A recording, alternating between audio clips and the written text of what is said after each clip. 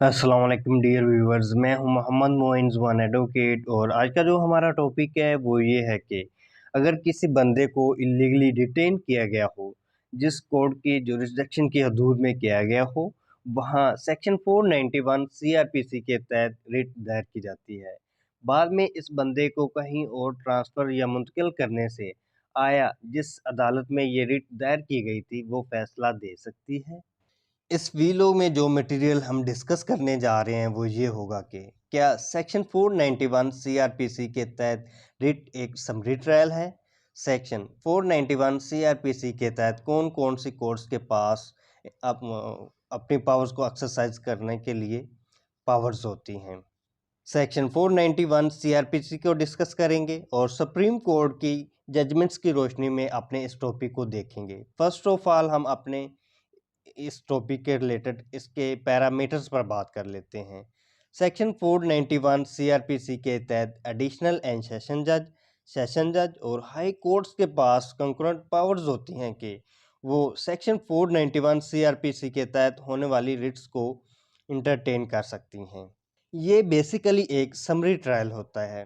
For example किसी बंदे को लाहौर में डिटेन किया जाता है तो सेक्शन 491 सीआरपीसी के तहत लाहौर में रिट दायर की जाती है और बाद में इस्लामाबाद में इस बंदे को ले जाते हैं।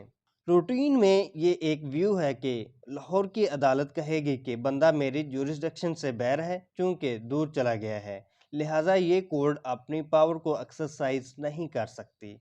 लेकिन सुप्रीम कोर्ट ऑफ पाकिस्तान की जजमेंट्स 2019 SCMR 116 और 1988 SCMR 1891 में होल्ड किया गया था कि जिस कोर्ट के पास रिट दायर हुई थी वो सेक्शन 491 सीआरपीसी के तहत अपनी पावर को एक्सरसाइज कर सकती है। अब हम डिस्कस कर लेते हैं सेक्शन 491 सीआरपीसी को। Power to issue direction of the nature of a habeas corpus.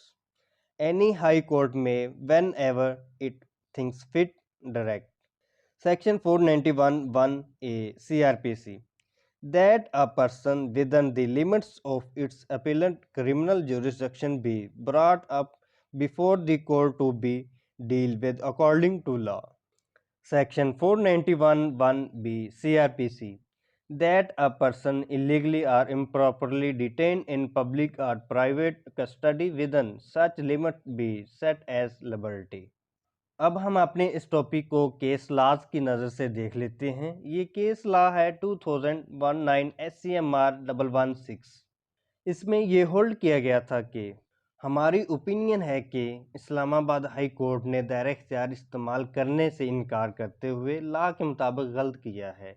इस हकीकत के बावजूद कि बच्चे की कस्टडी को पटिशनर से ज़बरदस्ती छीन लिया गया था, जबकि दोनों इस्लामाबाद हाई कोर्ट की टेरिटोरियल जुरिसडिक्शन में रहते थे। एक और केस लॉ है 1988 SCMR 1891। इस मामले में हमें जो कुछ मिलता है वो ये है कि रिस्पोंडेंट ने पहले गार्डियन एंड वार्ड एक्ट के तहत लाहौर की अदालत से रुजू किया। इसकी तरफ से कानून की किसी भी प्रोविजन को नज़रअंदाज करने और सेक्शन 491 सीआरपीसी का सहारा लेने की कोशिश नहीं की गई। ये वो मरहला था जब इसे गुड ग्राउंड्स पर शक था। मैनर्स को अदालत के लोकल दायरा इख्तियार लाहौर से पाकपतन से कहीं और मुंतकिल किया जा रहा है। अपीलेंट की तरफ से जुरिसडिक्शन से बचने की कोशिश की जा रही है।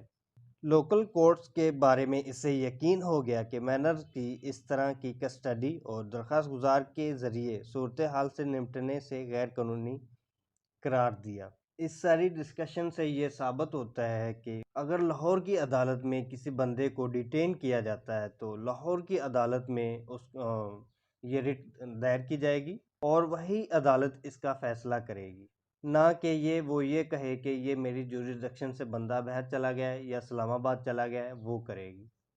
वीडियो को एंड तक देखने का बेहद शुक्रिया। अपना ख्याल रखिएगा। अल्लाह हाफिज़।